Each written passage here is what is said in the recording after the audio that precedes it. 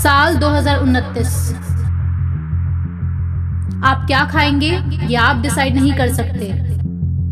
आपके शरीर में क्या डाला जाएगा ये आप डिसाइड नहीं करेंगे। आप क्या नौकरी करेंगे ये आप डिसाइड नहीं कर सकते। आप अपना पैसा कहाँ खर्च करेंगे ये भी आप डिसाइड नहीं कर सकते। आप अपना चेहरा ढकेंगे या नहीं ये भी आप डिसाइड नहीं कर सकते। आप घर से बाहर निकलेंगे या नहीं ये भी आप डिसाइड नहीं कर सकते। आप बीमार हैं या नहीं ये भी आप डिसाइड नहीं कर सकते। चाहे आप बिल्कुल स्वस्थ महसूस कर रहे हो फिर भी आपको ज़बरदस्ती दवाई दी जाएगी और ज़बरदस्ती आप पे इलाज थोपा जाएगा, क्योंकि अब ये शरीर आपका है या नहीं ये भी आप डिसाइड नहीं कर सकते। कि आज आपका शरीर भी ठीक पूरे देश की तरह प्राइवेट हाथों के हवाले कर दिया गया, क्योंकि जब आपको कुछ सरफरे जगाने आए थे तो आपने बेहोशी और गुलामी पसंद करी।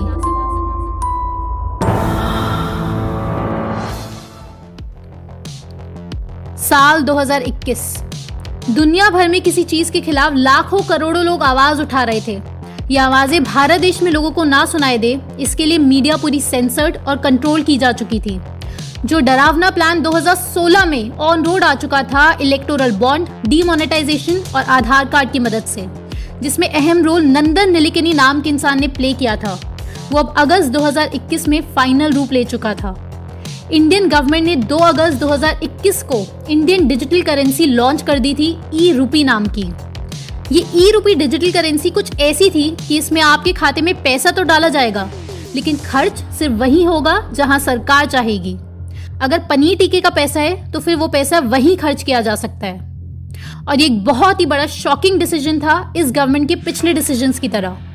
ये गवर्नमेंट भी पिछली सारी गवर्नमेंट्स की तरह कुछ इतने अजीब डिसीजंस ले रही थी कि लोगों को ये तक लगने लग गया था कि सालों पुरानी क्लोनिंग टेक्निक उनके पीएम मोदी के अगेंस्ट यूज करके उन्हें रिप्लेस किया जा चुका है।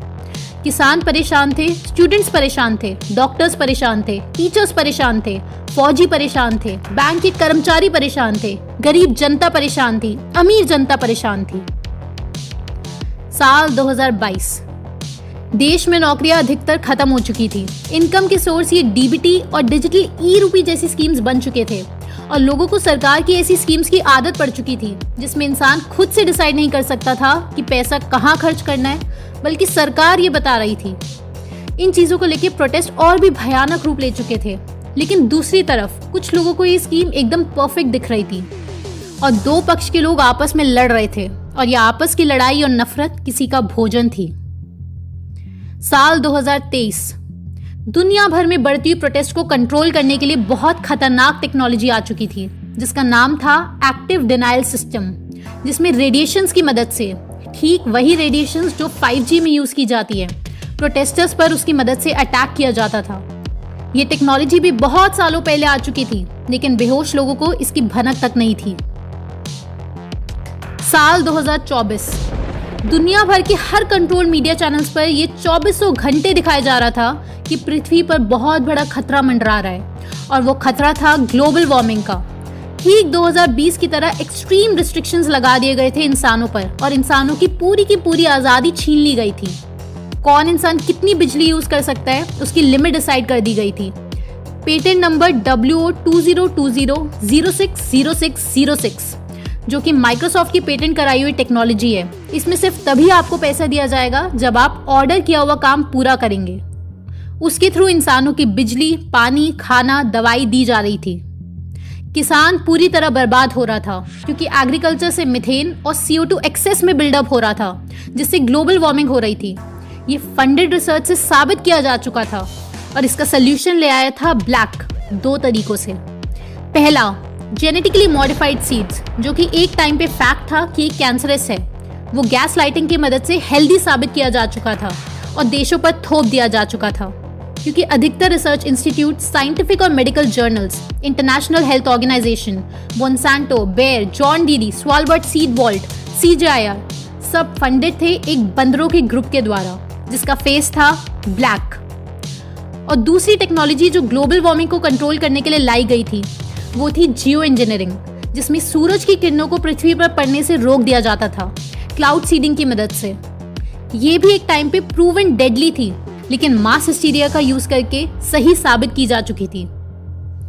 साल 2025, हार्प नाम की टेक्नोलॉजी जिस पर बहुत सालों से रिसर्च चल रही थी, वो अब पूरी तरह डेवलप हो चुकी थी और वेदर मॉडिफिकेशंस करना टीवी ऑन करना जितना सरल हो चुका था, यानी कि एक बटन की दूरी। ड्रास्टिकली एक्सट्रीम नेचुरल डिजास्टर्स जैसे कि सुनामी, उनकी फ्रीक्वेंसी बढ़ गई थी। एक्सट्रीम ड्राउट्स, फ्लड्स होने लग गए थे। बहुत सारे लोग ये कहने लग गए थे कि ये सारा क्लाइमेट चेंज हार्प टेक्नोलॉजी के मिसयूज से हो रहा है और वर्ल्ड वाइड प्रोटेस्ट अपने एक्सट्रीम पर थे। लेकिन तभी एक मिस्टीरियस और अननोन रीजन से लोगों को कार्डियक अरेस्ट और रेस्पिरेटरी इलनेस होने लग गया था और डेथ का आंकड़ा लगातार बढ़ता जा रहा था। तभी एक बहुत ही शॉकिंग फैक्ट सामने आया कि जिन लोगों ने डॉक्टर विश्वरूप नाम के एक डॉक्टर की बात मानी थी और उनकी सारी गाइडेंस फॉलो करी थी, उन लोगों को कुछ भी नहीं हो रहा था। दुनिया भर में एक्सट्रीम क्लैशेस हो रहे थे और इन अचानक हो रहे मौतों के 4 बड़े कारण पब्लिक डोमेन में उठकर आ चुके थे। पहला, जीएम क्रॉप्स। दूसरा, 5G रेडिएशंस। तीसरा, पनीर टीका जो 2020 से बार बार लगाया जा रहा था उसकी वजह से। और चौथा, ग्लोबल वार्मिंग और क्लाइमेट चेंज की वजह से। कारण जो भी था, लेकिन ये सारे डेडली डायमेंशंस कनेक्टेड थे एक इंसान से जिसका नाम था ब्लैक, और ये बात सब समझने लग गए थे।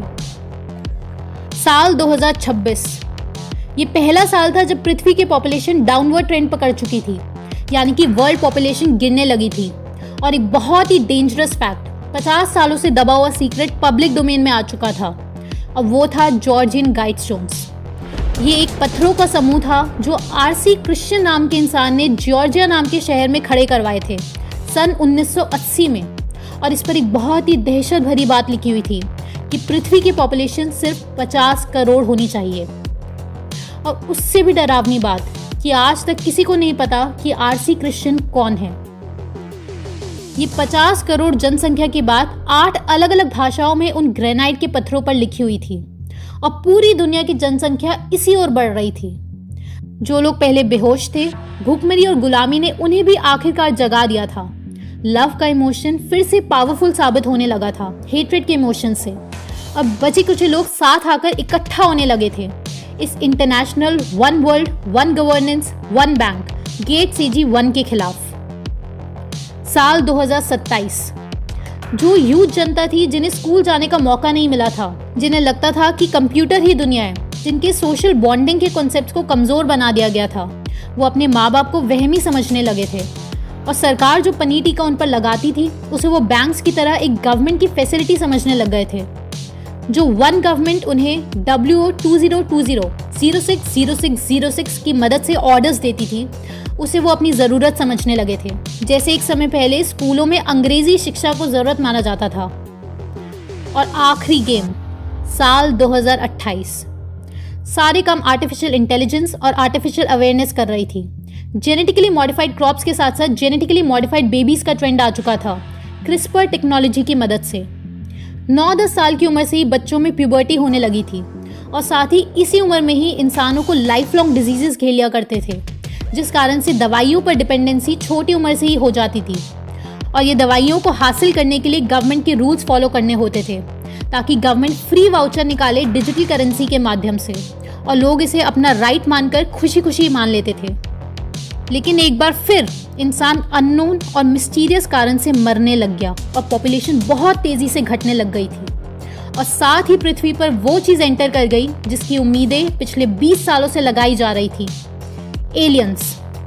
2018 में पेंटागन, यूएसए की गवर्नमेंट ऑफिशियली एक्सेप्ट कर चुकी थी कि यस, यूएपी या फिर unidentified aerial phenomena are present. कुछ लोगों का कहना था कि ये एलियंस नहीं है, असल में ये हॉलोग्राम टेक्निक का यूज करके ऑलरेडी एक्सट्रीम शॉक से गुजर रहे लोगों को, जो लोग फिजिकली और मेंटली वीक हो चुके थे नॉन स्टॉप पनीर टीका खाने की वजह से और एक्सट्रीम इंटेंस रेडिएशन से एक्सपोज होने की वजह से, जिनका ब्रेन बहुत कमजोर हो चुका था, जिस कारण वो लोग 24/7 एक डेल्यूशनल स्टेट में रहने लगे थे। उन पर शॉक डॉक्ट्रिन अप्लाई की जा रही है और हॉलोग्राम का यूज करके ये एलियंस जैसा फिनोमेना दिखाया जा रहा है ताकि पूरी ह्यूमन रेस को ये दिखाया जा सके कि एलियंस सच में मौजूद है और एलियंस असल में गॉड है। और इस एलियन का रिलीजन ही अब इस दुनिया का रिलीजन होगा ताकि वन वर्ल्ड वन रिलीजन बनाया जा सके। वन गवर्नमेंट तो शॉर्ट लिव्ड है, लेकिन रिलीजन लास्ट फॉरएवर। लेकिन इस सारा भयानक मंजर होने से पहले एक बहुत बड़ा रेडी हो ना सब, स्टार्ट कर दूं?